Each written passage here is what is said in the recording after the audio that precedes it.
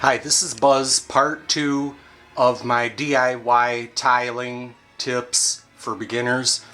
So I wanted to make a part 2 real short because I've just mixed my mortar right after I made part 1, and we're going up there to take a look at the troweling practice. So I'm in the basement. This is the part of the floor that has the full basement, and I wanted to show you how I sistered up the joists.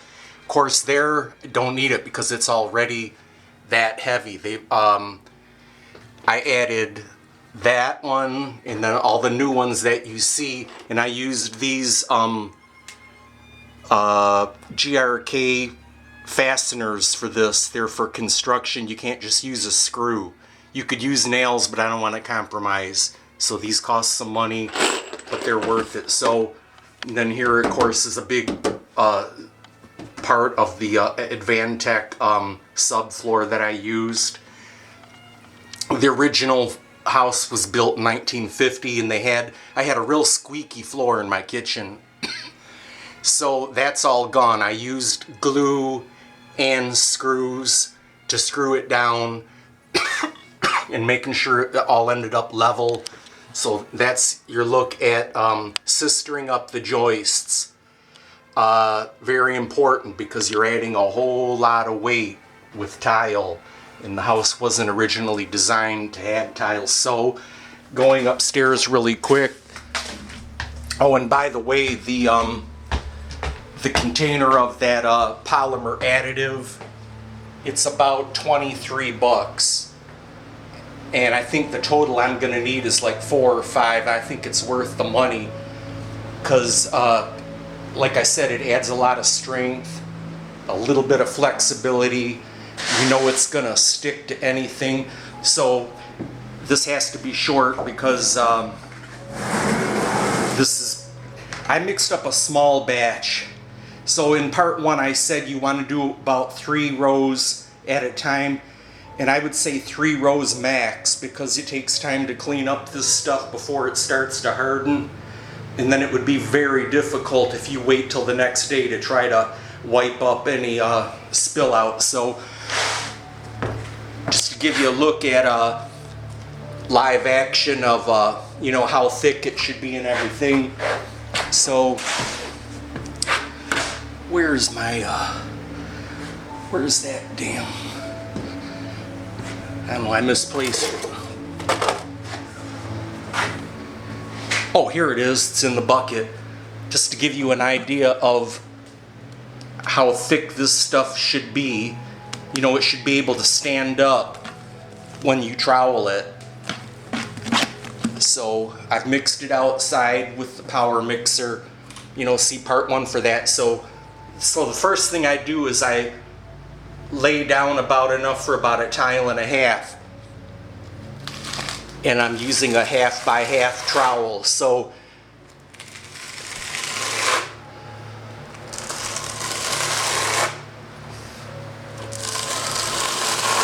and this is important so that you get the good squeeze out.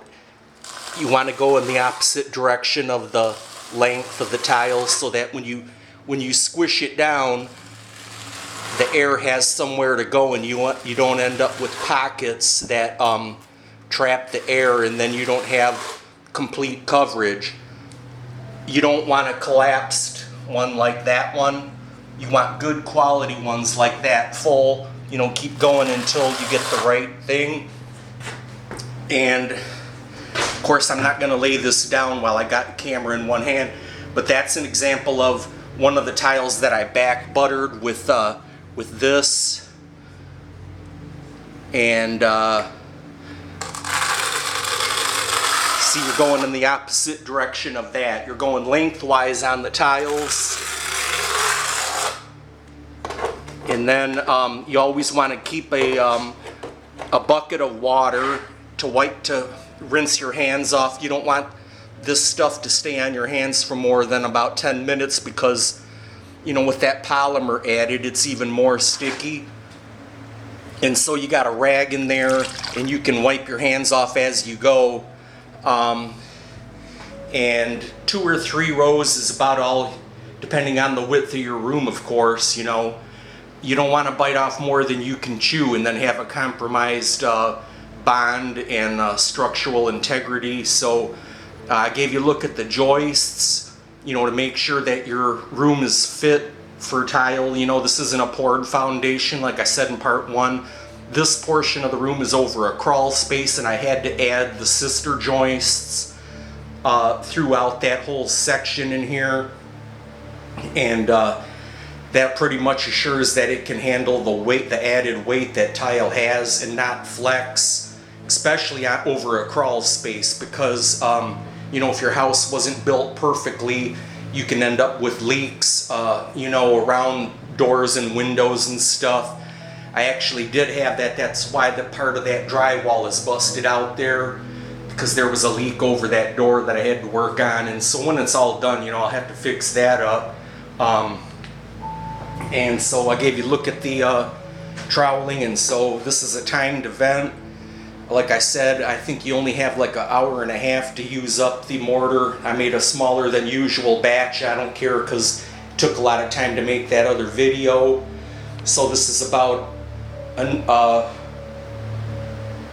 hour's of putting it down, hour and a half maybe, and then I'm gonna have to start cleaning off these tools. And with that polymer added, it's a lot harder to do. Like I said in part one, my first 8 rows where I was using a different kind of mortar, that's why it's white around there. It was a wall and floor large format tile mortar, the same brand. I don't have the bag, but it was the same brand, Maypie, and it's only made in white. I called them up to ask them if they make it in gray, because everything I found on the web was white. So, but then after I did that, used that first bag, I changed my mind. I don't want to use that stuff. If I have problems down the road, it seems kind of chalky, but it'll probably do just fine. But you always want to store some extra tiles for the future in case you were to drop a bowling ball on the floor. They may not manufacture the same kind of tile you're using, so you want to end up with extra tiles that you can